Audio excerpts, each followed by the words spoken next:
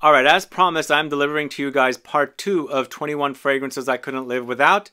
This time I'm doing a top 20, second part of 20 more fragrances I couldn't live without. Find out what they are coming right up.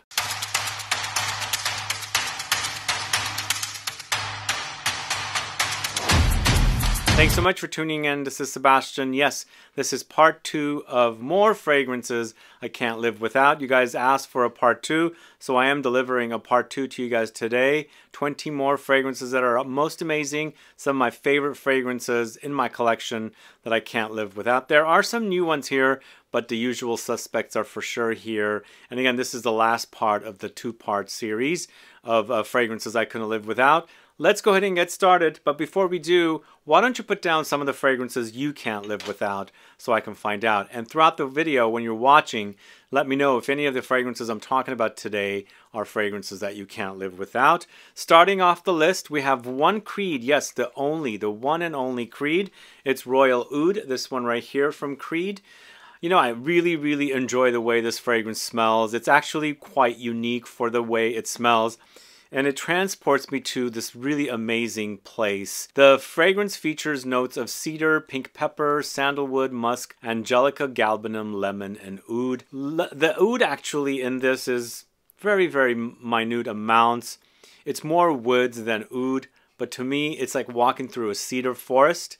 Think Cedars of Lebanon. That's what I get with this one. Really amazing. But you know what? I do also have to say in the back, way back, there is something ashy and tobacco-ish in there as well. A bit dirty. But either way, Royal Oud from Creed.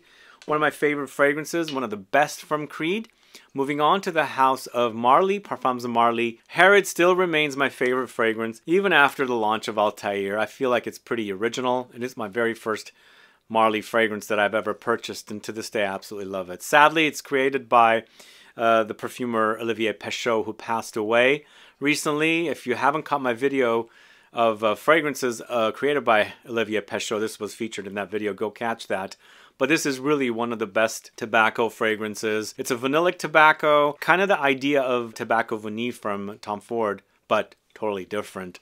It's cinnamon, vanilla tobacco, Osmanthus, Labdanum, Vetiver, incense, and pepper. Really quite nice. Herod by the house of Parfums of Marly. One of my favorites that I can't get tired of in my collection. There is an alternative of that as well. It's the Vanille, Divine Vanille from the house of Essential Parfums, a less expensive version of Herod.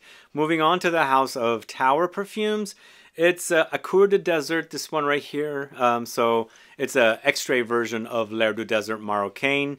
This is one of the best amber fragrances, but it's quite a dry amber, very dry. Features notes of balsamic notes, woods, ambergris, patchouli, amber, spices, and some citruses as well. I should say L'air du Desert Marocain, the original, is much drier than this. They've somehow amped up the syrupy qualities of the amber in this one, but still, when you compare it to other amber fragrances, this stuff comes pretty dry. It's definitely desert-like, the desert dryness, the sand and things like that, so it's a bit sandy, but really a great amber fragrance. One of the best in the world of niche, indie niche perfumery.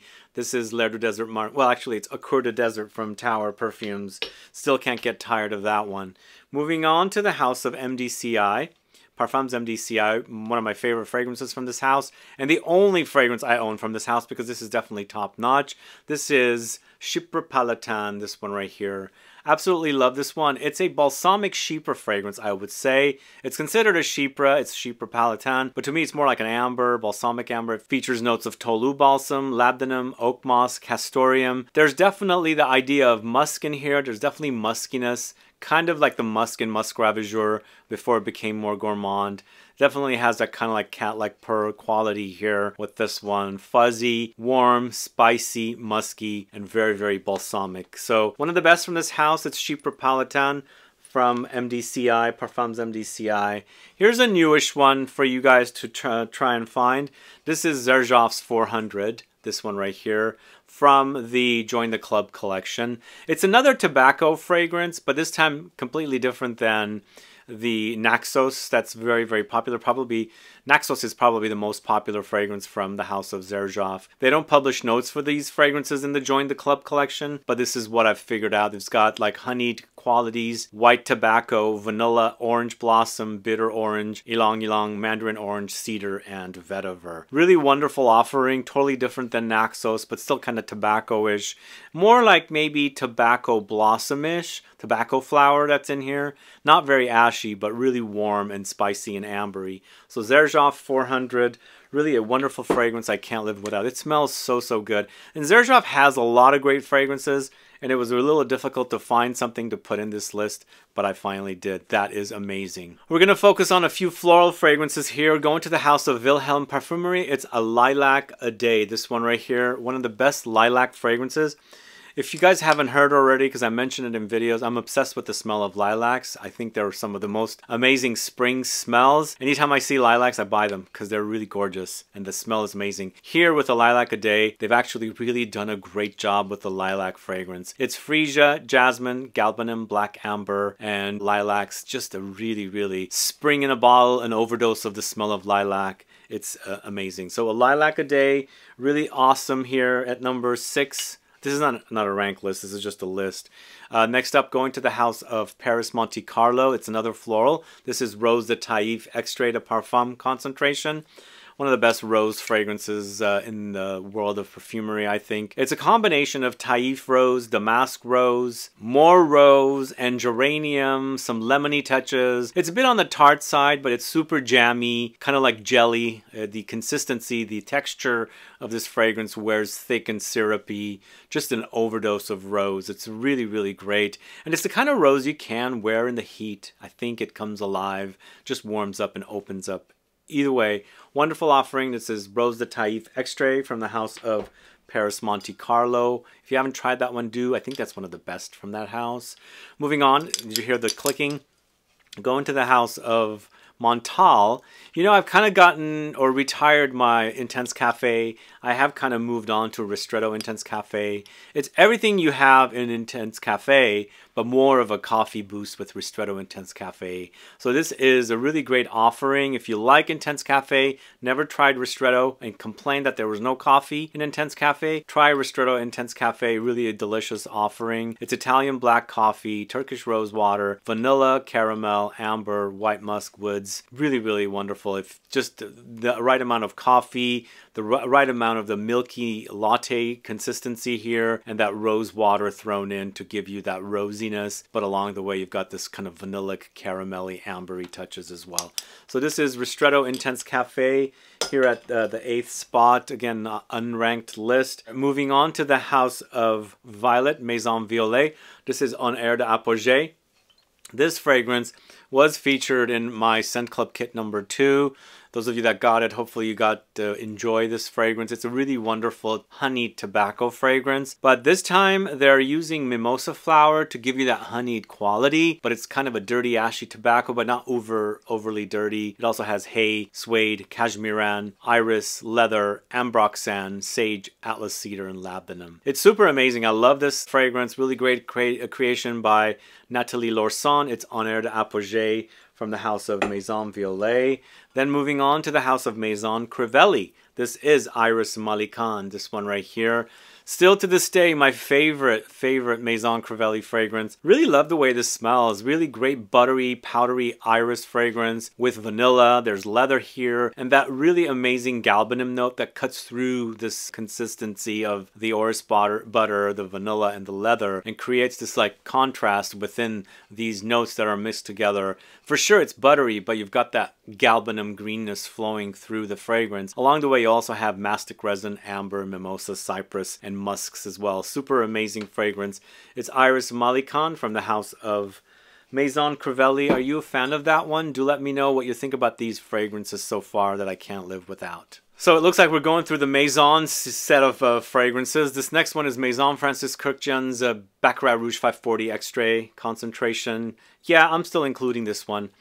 There's something addicting about the smell of Baccarat Rouge, especially in the Extrait de Parfum concentration, that I find very luxurious and very addicting. It's ambergris, ambroxan, almonds, jasmine, musk, super musky, super trail, amazing longevity, very, very sexy, and really gets attention of people. Although by now, probably 12 million, I don't know, what's the number? Millions of people are probably wearing Baccarat Rouge 540 in the Extrait or the Eau de Parfum concentration, and this fragrance has been duped, copied, cloned so many times. Probably the most cloned fragrance as of now, but still, the original is the best. I absolutely love it. So I can't get enough of it, and that's why I can't live without it. So it's Baccarat Rouge 540 in the Extrait de Parfum concentration. Next, a cheapie. Yes, a cheapie. I do have a cheapie here. It's from the house of Bentley. It's Bentley for Men Intense.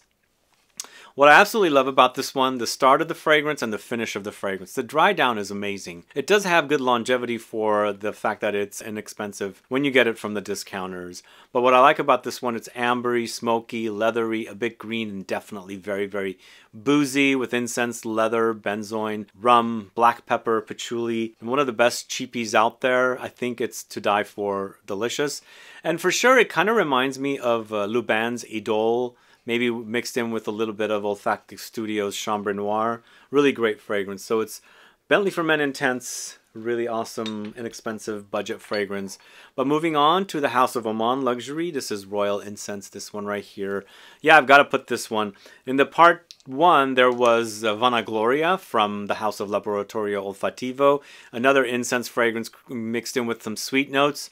This time it's an incense fragrance mixed in with honey. That one was vanilla. It's incense, honey, amber, leather, cedar, musk, geranium, vetiver, lily, pink pepper. What I like about Royal Incense also kind of reminds me of the discontinued by Kilian incense oud. There's no oud here, but really a wonderful offering. Incense oud also had rose, and this one also has a bit of a rosiness. It appears somewhere throughout the way. Maybe it's the geranium, because geranium has rosy nuances. Either way, but really, really great fragrance. Royal Incense is one of the best niche fragrances for me. Absolutely love it. But moving on to the fragrance from the House of Dior called Vanilla Diorama, this one right here. This is actually one of the best designer vanilla fragrances. Really syrupy sweet, also powdery, a bit chocolatey, and for sure a bit citrusy. And along the way you've got spices coming in like cardamom and pink pepper. The lemons and oranges appears. You know, there's a bit of a chocolatey vibe in there as well. And there's also patchouli, rum. So you experience lots of different things. It's one of the best designer gourmand fragrances. Super delicious vanilla. It's Vanilla Diorama from the House of Dior. Really wonderful offering from that house. What do you guys think? Do you enjoy that one? I'm hoping that Francis Kurkdjian would release something really cool next. They haven't, well, they launched the Dior Riviera recently, but I don't know if that one's really, really popular. We shall see. But moving on to the House of Le Labo, it's another 13. There's a few fragrances from this house that I really enjoy, but I decided to go with another 13 because I really enjoy the ambroxany touches and musky touches in this fragrance. It's ISOE Super, Ambergris, Musk, Ambrette, Amyl Salicylate, Pear, Ambroxan. Super sexy, really great trail. Not necessarily uber intense, but the clinging power of this fragrance and the trail that it leaves is super amazing, and that's what I like about it. It's a simplistic fragrance, a clean fragrance, and also very, very musky. So another 13 from the House of Le Labo is super amazing. And if you haven't tried that one, do, and let me know what your thoughts are on it, if you enjoy it or not. That one's also created by Nathalie Lorson, by the way. Up next, going to the House of Guerlain, it's Angelique Noir, this one right here. Yeah, I was either thinking of doing Spiritueux Double Vanille or this one, but I just did Vanilla Diorama, and I thought this was a very unique vanilla fragrance, and I think the smell is so unique. Absolutely love it, and it's kind of addicting, so it's something that I can't live without. Other vanilla fragrances like Spiritueux Double Vanille are very easy to find. This one's pretty original, I think, because they've meshed the vanilla with Angelica, seeds and roots, plus pink pepper, cedar, and pear. One of a kind of a vanilla fragrance that's actually really great to wear. It's Guerlain-esque for sure, because they do great vanilla, and of course mixing it with the Angelica seeds and root. Very unique vanilla that I can't get enough of and can't live without. So Angelique Noir from the House of Guerlain, super awesome. We've got a citrus fragrance next, going to the House of Profumum Roma. It's Aqua Viva, this one right here. When I'm in the mood for lemons, this is what I pull for. It's tart, citrusy, lemony, of course, very astringent and sour type of lemons here. Very perfect for the hot, humid days. Cuts right through the heat and gives you this kind of boost of citrus energy, bright sunshine kind of hitting your body and, you know, intensifying and waking your senses up. But lots of lemons, cypress, cedar, and some labdanum thrown in. It'll remind you of Eau de Hadrian from the house of Aniqutal, but this is definitely a lot more potent than that fragrance, but smells fantastic. So it's Aqua Viva from the house of Parfumum Roma. Really delicious fragrance. Next, going to an indie niche house called Rogue Perfumerie. It's Mousse Illuminée, this one right here. Man, this stuff is so good. It's very classic, very retro, vintage-esque, but one of the best fragrances ever created in my lifetime. And in the 2010s, this came out in the end of the 2010s. And I like it because it has, you know, vintage qualities and classic touches, and kind of reminds me of fragrances of yesteryear. But it's tree moss with frankincense, green cypress, artemisia, laurel, cedar, white floral notes, white musk. Amazing. There's a bit of an Irish spring kind of a vibe in this one, there's some booziness in there as well from, I think, the Artemisia note, but super amazing fragrance. Love it to death. So it's Mousse Illuminée from the house of Rogue Perfumerie, a great offering from that house. Then moving on to the house of Zoologist Perfumes, it's my favorite, B. I like this one for the honey, the fun honeyed qualities. It's royal jelly with honey. There's benzoin, there's vanilla, mimosa, heliotrope, broom, orange blossom. Really beautiful morning tea service with goodies and cookies and nibbles and lots of honey being used on top of these, you know, food items that you're eating for morning tea or afternoon tea or whatever. But if you like the idea of honey, this is super delicious. One of the best honey fragrances, I think, and they've done great justice to this wonderful creature that creates honey for us. It's B from the house of Zoologist Perfumes. That is the second to the last fragrance. And the last fragrance I'm going to talk to you about is a fragrance created by Julienne Rasconet. First fragrance was created by Julienne Rasconet, so we have a video starting with a Julienne Rasconet creation and then ending with a Julienne Rasconet creation. So it's The Moon from Frederic Malle, one of the best fragrances from this house.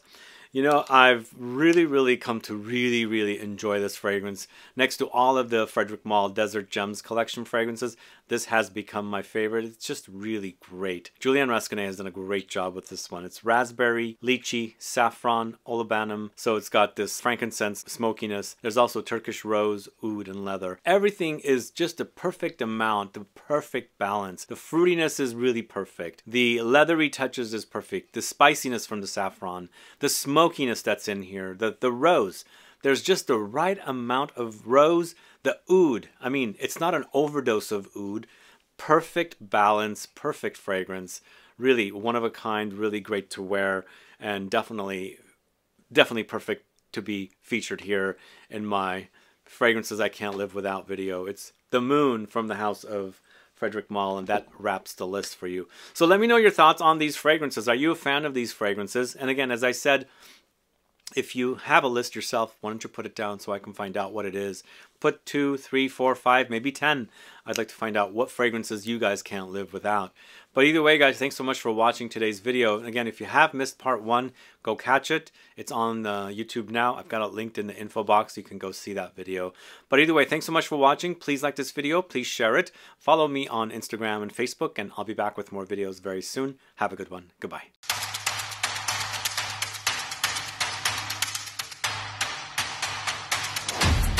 Okay, I do have a bonus offering for you, although it's 2 fragrances that you can layer together, and I've mentioned this layering duo, layering combo many times. In fact, I got an individual video on this layering combo or duo.